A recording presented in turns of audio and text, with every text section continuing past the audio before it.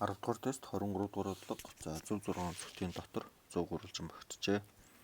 За 6 онцгтын ямар хэсэг бол бодогдсон байна вэ гэдгийг олох юм байна. За тэгэхээр эхлээд үгчсэн 106 онцгтынхаа босод дигналуудыг ингээд гүйцэтгэж зурчжээ. За тэгээ энэ дигналуудыг зурчвал за 100 гэсэн учраас дигналууд бол яг 100 онцгтынхаа 6 онцгтынхаа яг төвд голд бол байрлах ёстой төвд. За эндээс бол яг үгээр ийм зүйл ажиглагдана. Энэ дигналын хувьд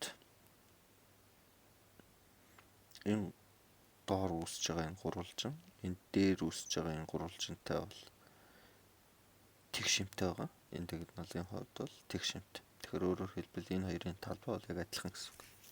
Мөн энэ гурвалжин энд үүсэж байгаа давхарлцж байгаа.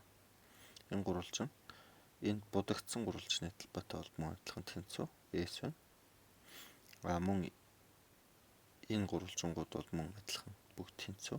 Мөн адилхан энд давхарлж багшин зурж байгаа энэ гурвалжиндны талбай энэ гурвалжны талбайтай бол мөн адилхан тэнцүү. За бүгд S байна. Тэгэхээр зөв 6 онцгтыг бол бид бол яах вэ гэхээр олгоч тэр будагдсан хэсгийн талбайгаар бол бүгдийг илэрхийлчлээ.